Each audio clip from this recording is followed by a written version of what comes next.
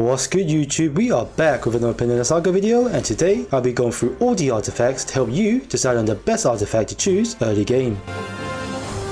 There are 5 artifacts to pick from in this game. We have the Sword of Thunder, Blade of Cleaving, Bow of the Silver Oak, Horn of Ragnarok, and Ring of Illusion. I'll quickly go through each of them. The Sword of Thunder is given at the start of the game. The protagonist will unleash lightning bolts which deals damage to all enemies in its path. This also gives crit rate for 10 seconds to all allies. Every 15 seconds, the lightning swell will drop in the most crowded area, dealing damage over time. 25 seconds into the battle, lightning bolts will strike random enemies with a chance to weaken the targets, which will reduce the enemy's defense. As you begin investing in this artifact, the artifact resonance will increase your attack with a flat value. From my experience in this game, I find this artifact best used for boss battles such as Guild Crusades and events where you just want to deal the most damage. This is mainly due to the weakening effect and also the crit bonuses. Next, we have the Blade of Cleaving. The protagonist will release flames at random enemies, setting them on fire, which will do additional damage over time. It will also reduce the healing received on these targets. The passive for this will reduce the HP of the highest attacker in your team and increase their attack and defense further. A lava will erupt in the most crowded area, dealing damage and reducing the incoming healing. 25 seconds into the battle, Star Flame is unleashed, dealing damage to both enemies and allies, where your allies will have a chance to be empowered when hit. This artifact is a risk versus reward, where you'll be sacrificing HP to increase your damage. It's useful when you enter battles with heavy healing comps and your main focus is to quickly wipe them out. If you do decide to go through this route, you want to pair it up with the next artifact to choose, which is the Ring of Illusion.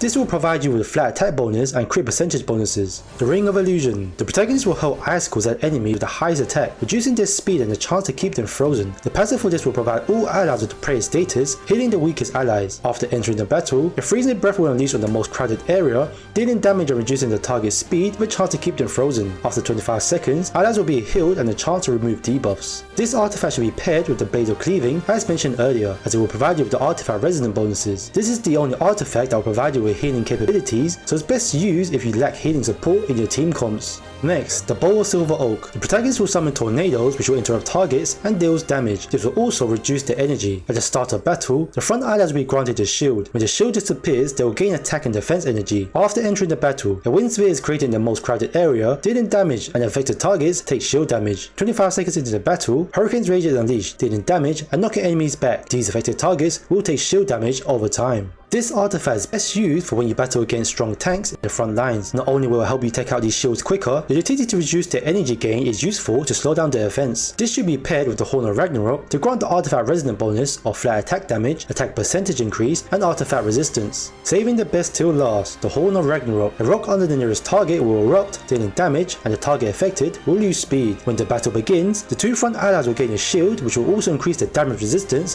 when it disappears. After entering the battle, an earthquake occurs, dealing damage over time. After the earthquake, the 2 weakest allies are shielded. 25 seconds into the battle, Avalanche is unleashed, knocking enemies down and dealing damage in a small area. Allies in the area will also gain a physical shield and increase the damage resistance when it disappears. As I've left this artifact till last, this is also the best artifact I would choose early game, as the physical shield it provides really does help you push the story content easier. As not to switch it to any other artifacts, my team usually drop much quicker, resulting to a loss in battle. Pairing up the next artifact to pick from will be the Bow of Silver Oak, as you want to focus on these two to increase the resonant bonuses. Later down the road, you will get attack percentage bonuses and artifact resistance, which will be useful for the arena defense. Now, you eventually unlock all the artifacts, but I recommend focus on the Horn of Ragnarok early game, as the physical shield provides will help you progress through the story and divine path much easier. I will then choose the Bow next, as you want to make use of the resonant bonuses. As you'll be focused on these artifacts early game, it's worth to take note that they do provide faction bonuses. For the Bow, you'll get the increased damage and damage resistance for alliance heroes. Same for the Horn, you'll get the bonuses for the tribe factions, so you may want to also build this around your main team comps. Let me know which artifact you picked early game and why.